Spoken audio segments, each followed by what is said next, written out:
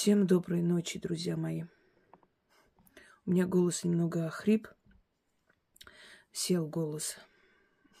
Это из-за кофе. Связки сушат, и поэтому не обращайте внимания. Продолжим с вами работы, потому как эти работы очень нужны людям и помогают им в разных жизненных ситуациях. И я стараюсь как можно больше выкладывать работ на все случаи жизни. У меня есть лекция, называется «Арестантская печать» или «Печать каторжника» или «Арестантская доля». По-разному там есть и про печать, и про порчу арестантское. Хочу немного вам объяснить, что это такое, и освежить памяти. Дело в том, что чаще всего, не всегда, конечно, но чаще всего начинают попадать в тюрьму не только малолетние преступники с малых лет, но и дети из очень хороших, добропорядочных семей. Иногда предки совершают определенные страшные деяния против Вселенной, за которые платят потомки. Ну, например, если по доносам прадеда, деда, прабабушки, неважно, кто-то из предков отправил на каторгу и смерть людей невинных, то очень может быть, что потомки этого человека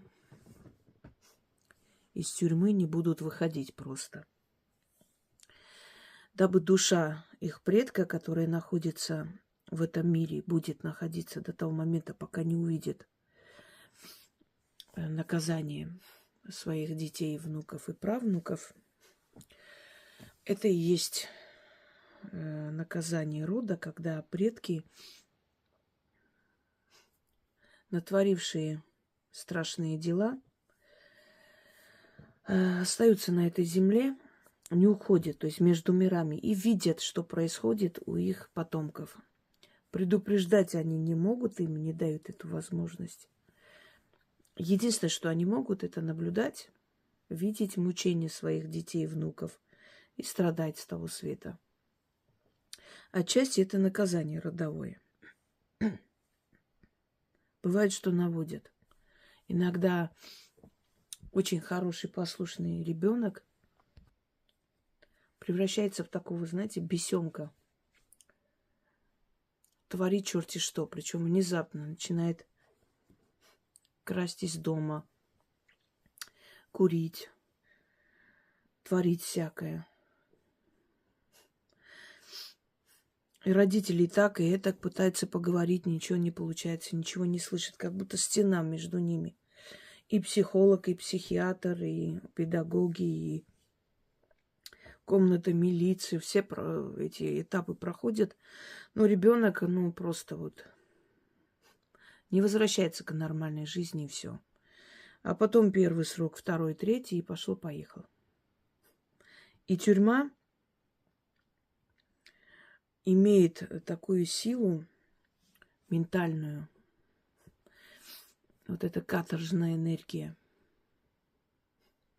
что человек попадает туда один раз, по всей вероятности может попасть еще раз, и вновь, и вновь. Мы говорим сейчас не о преступниках, не про убийц, мародеров и рецидивистов и прочие, которые сами сделали свой выбор, выбрали свою дорогу и идут по этому пути. Который рано или поздно их поведет в могилу. Мы с вами говорим не об этом. Просто бывают такие моменты в жизни, когда где-то дрались. Этот мальчик проходил мимо, взяли его.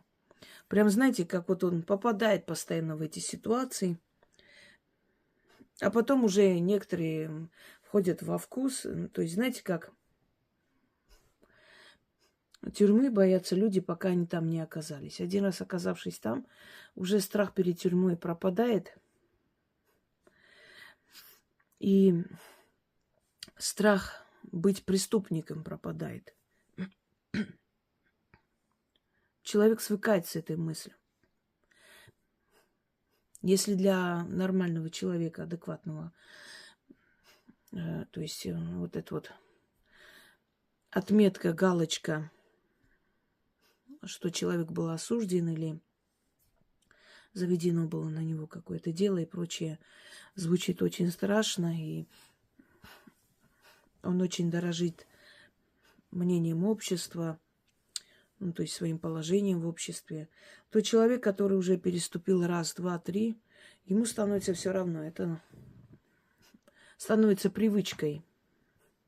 И как бы уже его не остановить. Все. Для него это уже дом родной, и это уже жизнь становится просто ему более понятной. Тем более, что каждый выходит оттуда с клеймом. И ну, он обществом не принимается, и общество и отвергает, и унижает, и как бы они вот сбиваются в стаи такие, чтобы почувствовать себя людьми, чтобы понять, что они нужны кому-то. И на воле постепенно этим людям становится неуютно. Вот прям вот решетка становится их жизнью. Когда-то, изучая вот этот криминальный мир, изучала татуировки, значение, вообще история криминала советского времени, от начала красного террора и прочее. И пришла к выводу, что люди настолько привыкают, это становится их жизнью. Как говорят, тюрьма – это дом вора. Я не помню, кто там, по-моему, ну, в общем, не буду сейчас называть имя. Один из этих авторитетных людей в своем доме создал специальную комнату, похожую на тюрьму, тюремную комнату. Ну, как на зоне он как сидел в этой комнате. Он сделал копию этой зоновской, значит, комнаты. И там иллюзия. За окном, ну, решетка, и там вот эта колючая проволока, значит, стоит этот вот башня, это часовой стоит и так далее. И он говорит, что когда ему нужно думать о каких-то важных делах или принимать своих зоновских друзей, значит, он вот в этой комнате, они сидят, разговаривают, пьют чефир и думают о вечном. То есть настолько они привыкают к этой обстановке, что даже мыслить о чем-либо без этой обстановки не получается. Представляете, это становится частью их жизни, неотъемлемой. А отец – это пример в семье. Если отец сидел, вышел, сидел, сел, вышел и так далее, то и сын будет сидеть, то и внук будет сидеть. И этот порочный круг, ну, никак не разорвать. И жены вечно едут на эту зону. Я вам хочу сказать, что чаще всего выходят за заключенных или ждут таких, как их называют, ждули, да? Ну вот перед вами одна из них, этих ждуль. Я вам скажу, что это такое. Это, как правило, дети из не очень благополучных семей, где отцы были пьющие, бьющие и так далее. И девочки, они как бы хотят любви, хотят, чтобы был близкий человек, хотят семью, но боятся мужчины. И вот это некая иллюзия, что у тебя есть муж, но он сидит. Ты в безопасном расстоянии от своего мужа, понимаете? Да, он есть, там пишет приятные вещи. Сейчас и телефоны проносят, там тайком звонят и разговаривают, и все на свете. И свидания, там любовь, морковь, потому что редкие встречи. Муж есть. Но он меня не побьет, он не пьет, он не дебоширит, он не каждую минуту не спрашивает, куда я пошла и так далее. Не оскорбляет ничего. Наоборот, любовь просто до небес, потому что скучаешь, и он скучает, и ты, вы ж не видитесь, редко видитесь. Понимаете, что это такое? Это страшно. Но так женщинам комфортнее. Потому что, видя с малых лет, что мужчина в основном это кулак, избиение и оскорбление, она выбирает вот такого мужа заочно. Он далеко, он есть, греет душу, что он есть. И вот фантазирует женщина там, что он такой герой. Ну, естественно, его ни за что посадили, это понятно. Одни невинные там сидят, поэтому это даже не обсуждается. Подставили, посадили бедного там и так далее. Но в то же самое время как-то и не страшно. Его же нет рядом. Ну, может, он очень будет замечать, а может, нет. И, как правило, когда эти мужчины выходят, они их бросают, и с детьми в том числе. Потому что, ну, большой мир их ждет. Много женщин, много радости, выпивка, все такое. Начинается оскорбление, начинается унижение, начинаются кулаки, все, она убегает, она, ну, расстается. На этом вся тюремная романтика рассыпается вдребезги.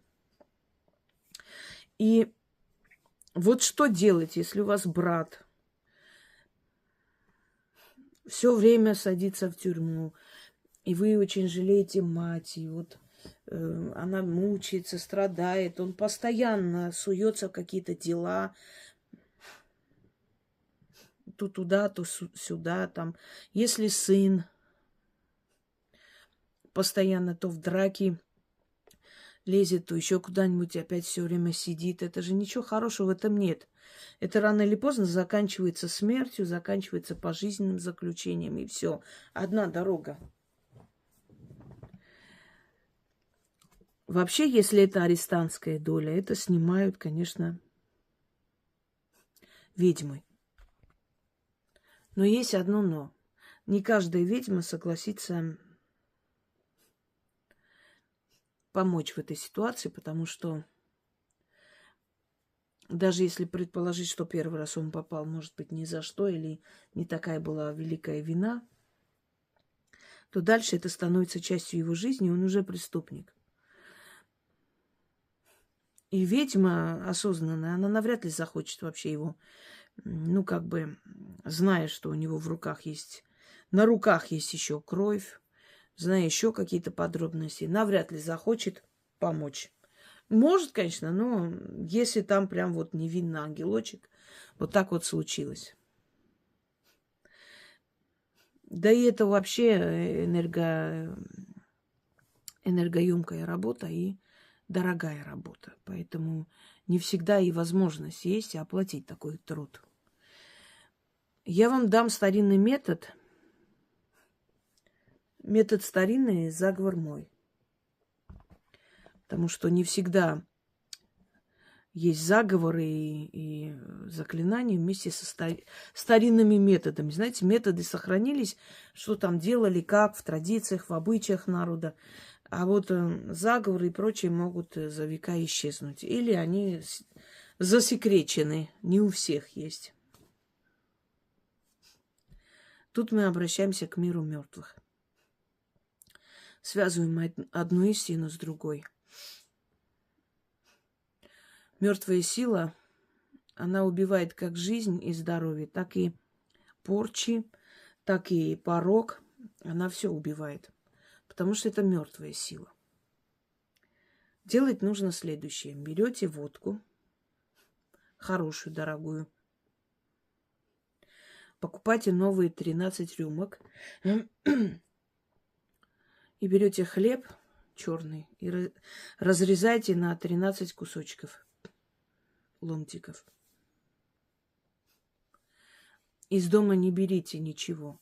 И водка должна быть купленная. Ну, разрезать можешь и дома, конечно, но водка должна быть, значит. Ну, можете прям вот хлеб, там бывают батоны черные, темные, разрезанные, пускай больше будет 13, не обязательно ровно, чем меньше, естественно. И 13 рюмок, новые рюмки, не из дома. Купили, пошли на кладбище. Если вам трудно или там страшно, но идти надо днем, в принципе, возьмите кого-нибудь с собой. Много не болтайте, не разговаривайте, выключайте телефоны, прежде чем зайдете туда через ворота. Значит, с 13 могил, любых 13 могил, безымянные такие, единственное, избегайте детские могилы. Наливайте рюмку водки, ставите сверху хлеб и молча, без разговоров, без ничего, срывайте оттуда траву. И вот так с 13 могил собирайте траву в пакет. Приносите домой. Когда выйдете с кладбища, не езжайте сразу домой. Дорогу не прокладывайте с мира мертвых до вашего дома. Зайдите куда-нибудь, торговый центр, ну, куда угодно. Зайдите сначала куда-нибудь, в какое-нибудь помещение, после чего можете выйти и ехать домой. То есть можете по своим делам в магазин зайти, например, неважно. Напрямую с кладбища домой никогда не ходите. Всегда оставляйте эти силы где-либо, они потом уйдут. Сами уйдут. Пришли домой, связали эту траву, ну вот как веник, как все вылетело из головы, как метлу, неважно. И подметайте, метете не полы, а потолки. Дотянетесь, нет, углы потолков. Вот в комнате сколько углов есть, подходите и вот так вот, как паутину, что ли, очищаете, вот типа того. Все углы, которые есть в доме, все. Начните с одной комнаты, заканчивайте. И ванны, туалет везде. Кухня, все, что там, даже хоть сарай есть, и то подметите, если это частный дом. Ну, слегка коснитесь, делая вид, что подметаете, естественно. Подмели это все. Когда будете подметать, в каждой комнате по одному разу читайте. Потом вынести это во двор. Или если у вас квартира, значит, на дачу отвезите это. Можете вылить там горючее, что там, смесь или что, на этот веник или метлу. Сожгите и сверху читайте 13 раз, еще 13 раз вот этот заговор. И этот пепел, значит, соберите, вынесите и оставьте под каким-нибудь деревом. Но удостоверьтесь, что оно уже сгорело, что там нет угольков или чего-то еще, чтобы не навредить деревьям, лесу и так далее. Вы можете это провести в доме своего брата. Если ваш брат все время вот лезет какие-то преступные схемы, и сноха вот уйдет сына, дочери, отца, ну кто у вас есть. Надеюсь, что вам это не пригодится, но и себе можно провести, если у вас все время, скажем, тяжбы с законом. Именно тюремные. Понимаете, о чем я говорю. Значит, даже если человек захочет продолжить свою криминальную дорогу, вот эти мертвые не дадут. Они будут держать его дома. И на этом его тюремная карьера закончится. Заговор следующий.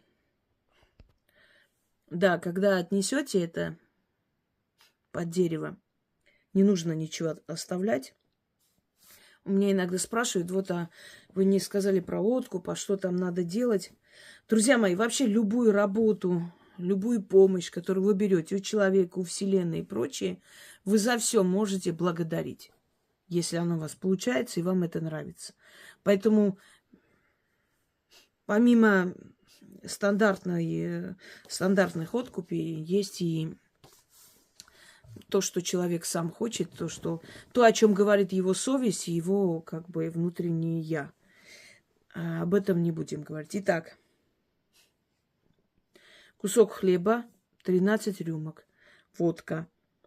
Проходите, заходите к могиле, через ограду, там, в могилу человека, заходите туда, на могилу, не так сказал. Заходите через ограду, наливаете рюмку водки, ставите сверху хлеб, срывайте там траву. Ну, вы посмотрите заранее, если есть трава какая-нибудь. Без разницы, она может разная трава, все, что там растет. Может быть, там один цветок сорвете, выйдете. Это все трава, которая растет на могиле. Все это приносите домой, связывайте, как веник. Делать надо в тот же день. Нельзя это держать дома. Поэтому рассчитывайте свое время, особенно сейчас зима. Но травы сухие там еще есть на могилах, так что это не проблема. Можете поехать, например, с утра, прям не пораньше с утра, ну вот в 10-12, где-то так. Прийти это провести, вывести, сжечь. Это должно быть сделано за один день. Потом подмести этот пепел, вынести куда-нибудь за домом и оставить под деревом где-нибудь. И вы таким образом остановите. Если выйдет немного слабовато, скажем так, вроде все остановилось, но есть какие-то такие не очень ровности, можете повторить. Но не часто, не чаще, чем 3 раза в год. Итак. 13 мертвяков в гробах лежат, кресты их могилы сторожат. 13 мертвяков воедино собираются, пыль с углов выметают. Имя. Его от доли арестантской спасают. 13 мертвяков тюремную дорогу на 13 замков запирают. И его в тюрьму больше не пускают. Отныне ему свободным быть, в доме своем жить. И по ссылкам да по тюрьмам более не ходить. Как мертвый не встанет и ногами своими не пойдет, так и имя. Более в тюрьму не попадет. Заклинаю. 13 мертвяков в гробах лежат, кресты их могилы сторожат. 13 мертвяков воедино собираются, пыль с углов выметают, его имя от доли арестантской спасают. 13 мертвяков тюремную дорогу на 13 замков запирают. И его в тюрьму больше не пускают. Отныне ему свободным быть, в доме своем жить. И по ссылкам да по тюрьмам более не ходить. Как мертвый не встанет и ногами своими не пойдет, так и имя более в тюрьму не попадет. Заклинаю. По одному разу читайте, когда подметаете, вот протирайте эти потолки в доме, то есть в каждой комнате, по одному разу. Даже если там 20 раз вам придется читать, если там 20 комнат. И когда сжигаете, сверху читайте это 13 раз. Провести можете и при человеке, если он согласен, и без него. Но в том доме, где он живет. Где он гостит, нет. У себя дома не надо. Если у вас сын не живет, там у него своя семья, надо провести там, где он живет. Ну, мало ли, отправьте его с детьми погулять, и вы со снохой возьмите и проведите. 13 мертвяков в гробах лежат, кресты их могилы сторожат. 13 мертвяков воедино собираются, пыль с углов выметают, и его имя от доли арестантской спасают. 13 мертвяков тюремную дорогу на 13 замков запирают. И его в тюрьму больше не пускают. Отныне ему свободным быть, в доме своем жить. И по ссылкам да по тюрьмам более не ходить. Как мертвый не встанет и ногами своими не пойдет, так и имя более в тюрьму не попадет. Заклинаю. Все, проведите, друзья мои, это поможет. это остановит его беспутную дорогу. Остановит до того момента, пока он не почувствует себя нужным и человеком вообще не почувствует и без этого вот этого криминального всего и начнет нормальную человеческую жизнь. Это может спасти и семью, и жизнь, и судьбу. Желаю всем удачи.